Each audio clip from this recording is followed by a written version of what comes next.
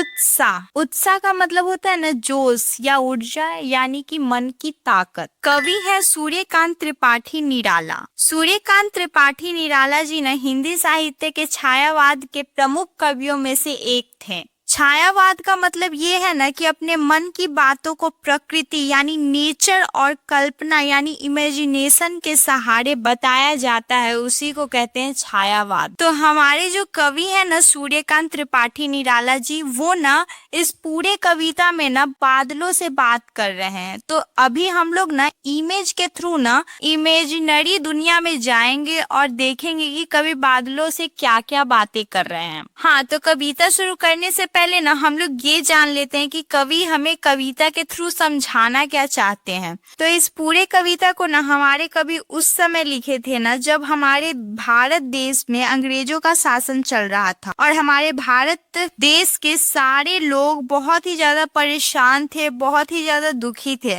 सब लोगों ने उम्मीदें खो बैठी थी। तो निराला जी ने ना बादलों के माध्यम से लोगों को क्रांति के लिए जगाने की कोशिश की। यानी बादल से समझो ना कि क्रांति, और क्रांति का मतलब ये होता है ना कि अगर हमारे साथ कुछ गलत हो रहा है यानी अत्याचार हो रहा है तो उसे सहना नहीं है बल्कि उसके खिलाफ लड़ना है। तो इस कविता का नाम उत्साह इसीलिए रखा गया है क्योंकि कवि चाहते हैं ना कि लोग भी उत्साहित होकर लड़े, डरे नहीं और अत्याचार सहना बंद कर दे। यानी बादलों के माध्यम से कवि भारतीय लोगों को संकेत दे रहे हैं कि क्रांति लाओ। तो यहाँ तक अगर तुम लोगों को समझ में आ गया है ना, तो चलो अब कविता को शुरू करते हैं। बादल गरजो। गरजो का मतलब होता है ना जो जोर से आवाज आती है ना गड़गड़ाहट की, उसी को कहा गया है गरजो। यानी बादल जोर से गरजो। घेर घेर घोर गगन धराधर ओ। घेर घेर यानी चारों तरफ से घेर कर।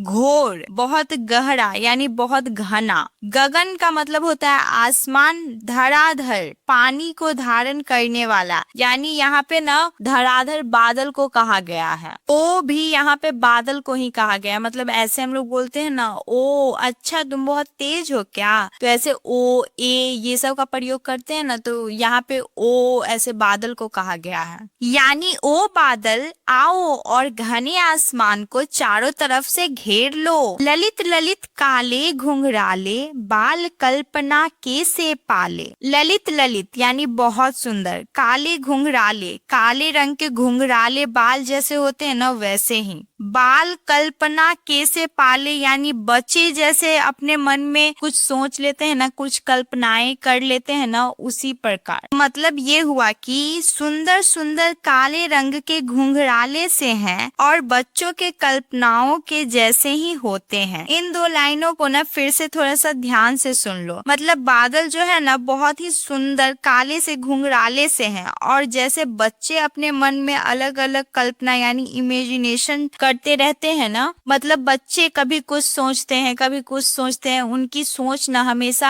हर वक्त बदलती रहती है। ठीक उसी प्रकार बादल भी अपना आकार ना हमेशा बदलते रहता है। आकार का मतलब होता है शेप, यानी शेप को ना हमेशा बादल बदलते रहता है, एक शेप में नहीं रहता है। जैसे बच्चे का सोच हमेशा बदलते रहता है वैसे ही बादल का शेप भी आकार भी बदलता रहता है। विद्युत छवि उर में कवि नवजीवन वाले। विद्युत छवि का मतलब होता है ना बिजली जैसी चमक। उर का मतलब होता है दिल। नवजीवन वाले मतलब नया जीवन देने वाले। कवि यहाँ पे ना बादल को कहा जा रहा है। मतलब ये हुआ कि हे बादल तुम्हारे हृदय में बिजली जैसी चमक है और तुम एक कवि हो जो नया जीवन देने वाले हो, यानी नया जीवन जीने का उम्मीद देने वाले हो। वज्र छिपा नूतन कविता फिर भर दो बादल गरजो। वज्र का मतलब होता है कठोर यानी मजबूत। नूतन का मतलब होता है नया। कविता बादल की जो गर्जना होती है ना उसको यहाँ पे कविता कहा जा रहा है। फिर भर दो का यहाँ पे ये मतलब है ना फिर से गा दो यानी दोबारा चारों ओर फैला दो यानी गा दो। तो इसका मतलब ये हुआ ना कि कठोर यानी बहुत ही मजबूत शक्ति छिपा हुआ है और ऐसी नई कविता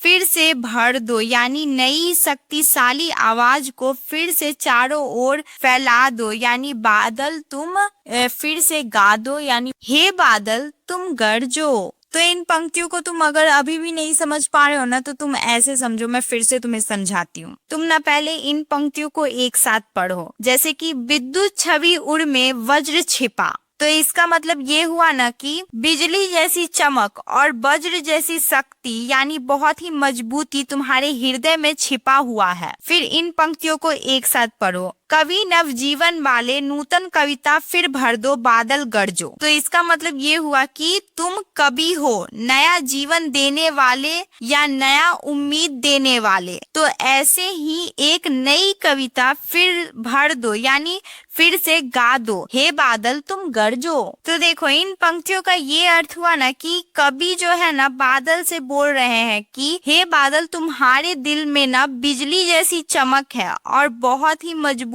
शक्ति छिपा हुआ है। और हे बादल, तुम एक कवि हो जो लोगों को नया जीवन देते हो। तो इसीलिए एक नई कविता तुम फिर से गा दो, हे बादल तुम गरजो। यानी ना जब बहुत ही ज्यादा पानी की कमी पड़ने लगती है ना और बहुत ज्यादा गर्मी होने लगती है ना, तो ऐसे समय में ना जब बादल की गर्जना सुनाई पड़ती है ना, तो हमारे दिल में एक उम्मीद जग जाती है कि अब थोड़ी ही देर में वर्षा होने वाली है और हमारा जो धरती है वो पानी से भीग जाएगा, यानी हर तरफ शीतलता हो जाएगी। तो इसीलिए ना कवि ने बादल को एक कवि कहा है और नया जीवन देने वाले कहा है। नूतन कविता फिर भर दो का मतलब ये है ना कि एक बार फिर से गरज कर गा दो यानी गरज दो। तो ये जो हमारी पंक्तियां है ना, इसमें कवि बादल से बात कर रहे हैं और बादल को बोल रहे हैं ना कि हे बादल तुम गरजो और इस घने आसमान को घेर लो।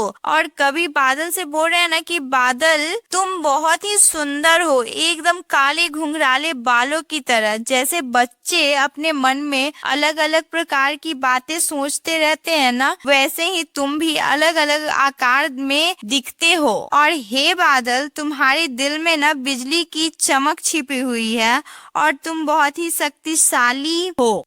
विकल विकल उन्मन थे उन्मन विश्व के निदाघ के सकल जन। विकल विकल का मतलब है ना बहुत ही परेशान यानी बहुत ही बेचैन। उन्मन मतलब कहीं भी मन ना टिकने की स्थिति यानी कहीं भी मन नहीं लगना। विश्व का मतलब होता है पूरी दुनिया। निदाघ, निदाघ का मतलब होता है ना तेज गर्मी। सकल जन यानी सभी लोग। तो इसका मतलब ये हुआ ना कि लोग बहुत ही ज्यादा परेशान थे और उनका मन बिल्कुल भी नहीं लग रहा था। पूरी दुनिया के सभी लोग तेज गर्मी से परेशान हो चुके थे। आए अज्ञात दिशा से अनंत के घन। ज्ञात का मतलब है जिसका पता ना हो यानी अनजान। अनंत का मतलब होता है जिसका कोई अंत नहीं हो यानी इन्फिनाइट। घन का मतलब यहाँ पे है बादल। तो मतलब ये हुआ कि हे अनंत बादल, कहीं भी अनजान दिशा से आ जाओ यानी किसी भी ओर से आ जाओ। तप्त धरा जल से फिर शीतल कर दो बादल गरजो।